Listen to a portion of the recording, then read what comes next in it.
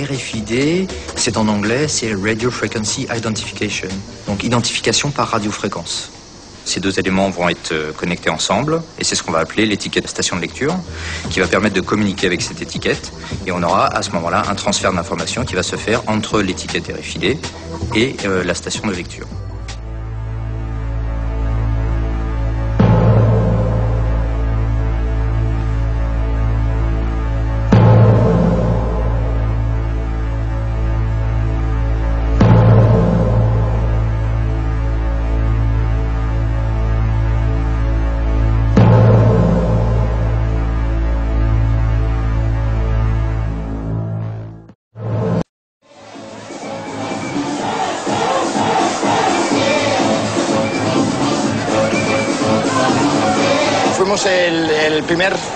Nous sommes les premiers au monde à avoir utilisé la puce comme moyen d'accès à une zone VIP et comme moyen de paiement aussi. Je suis l'infirmière qui implante les puces ici dans la zone VIP de Baja Beach Club. J'ai implanté un peu plus de 90 personnes.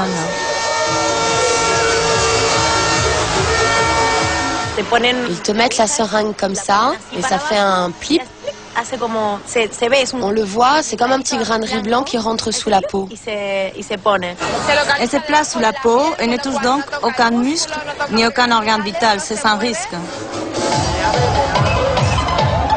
Là, il y a une sorte de piston. Une fois que l'aiguille est enfoncée sous la peau, on appuie sur le piston qui, grâce à un dispositif de sécurité, place la puce sous la peau de manière à ce qu'elle ne puisse pas remonter. On n'a pas besoin d'amener d'argent, de présenter de carte d'identité, ni quoi que ce soit, puisqu'il t'identifie avec le lecteur. C'est plutôt pratique. Les données contenues sur la puce, je crois que c'est mon nom, un numéro de contact, mais ça, j'en suis pas sûre. Et le seul qui me reste. C'est comme un tatouage invisible. Les gens me disent qu'ils ne s'implanteraient pas une puce, mais moi, je suis sûre qu'un jour, ils en auront tous une sous la peau.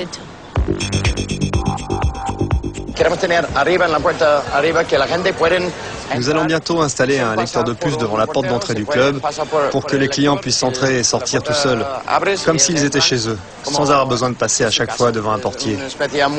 C'est une façon très VIP de rentrer en boîte, sans avoir besoin de parler à personne. Je suis arrivé ce matin pour me faire enlever une puce électronique que je me suis fait implanter dans le bras. Quand je me la suis fait implanter, c'était à minuit, il y avait de la musique, j'avais un verre de caipirinha à la main. Ça fait partie des interventions un peu casse-pied, je dirais plutôt. Mais c'était pas sous la peau du tout, hein, contrairement à ce qu'on pouvait croire. C'était absolument pas sous la peau, c'était dans le muscle. L'infirmière du Baja Beach Club qui m'a implanté la puce me disait que c'était entre la peau et le muscle. Il s'est avéré qu'apparemment, elle était beaucoup plus profonde et qu'elle était dans le muscle. Une puce RFID implantée est similaire à un bracelet électronique. C'est un émetteur-récepteur avec une antenne qui émet une dose d'irradiation importante en rayonnement micro-ondes. Comme pour le téléphone portable, cette antenne possède une zone dangereuse dite de sécurité qui ne doit pas être au contact des tissus vivants. La zone de sécurité de l'irradiation en hyperfréquence micro-ondes de l'antenne émettrice omnidirectionnelle d'une puce RFID implantée est d'environ 1 mm.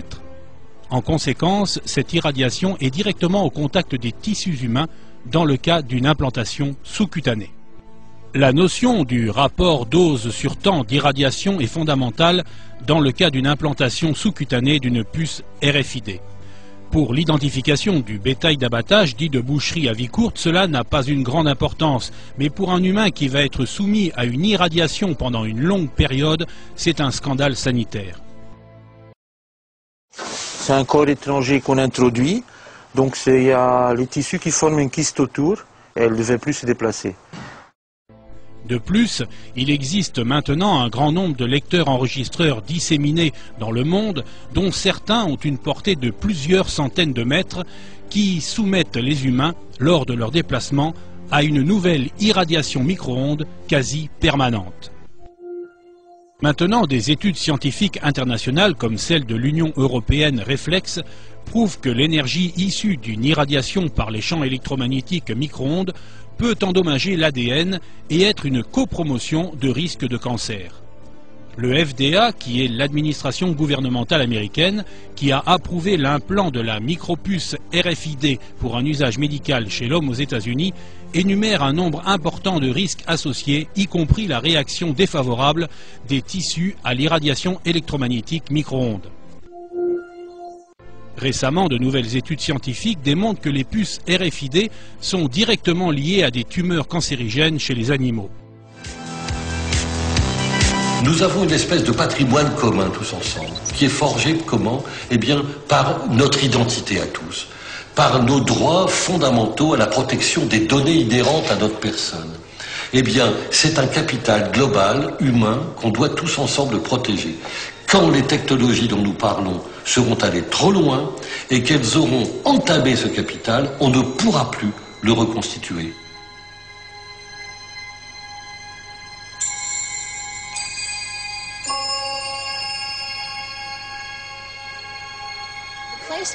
Nous avons limité l'utilisation de la RFID concernant l'étiquetage des marchandises. Nous la refusons. On ne doit pas pouvoir mettre des étiquettes sur des marchandises que les gens achètent, portent, louent ou utilisent de quelque manière que ce soit. Cela risquerait de poser de sérieux problèmes.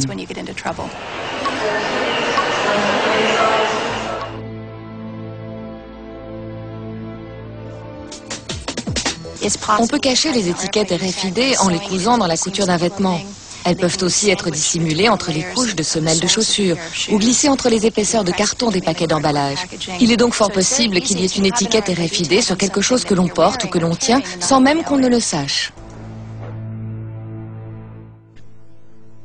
Indépendamment des problèmes d'éthique, la généralisation d'un plan RFID et plus globalement la dissémination souvent à l'insu des personnes de centaines de milliards d'étiquettes RFID dans notre environnement associé à des centaines de millions de lecteurs RFID devrait être au cœur d'un scandale sanitaire inégalé. Vous pouvez prendre connaissance des dossiers scientifiques et des normes RFID issus de l'Institut européen de standardisation des télécommunications appelé ETSI dans les dossiers de Next Stop Organisation, mais aussi dans le site belge Stop Puce ou américain Spy Chips.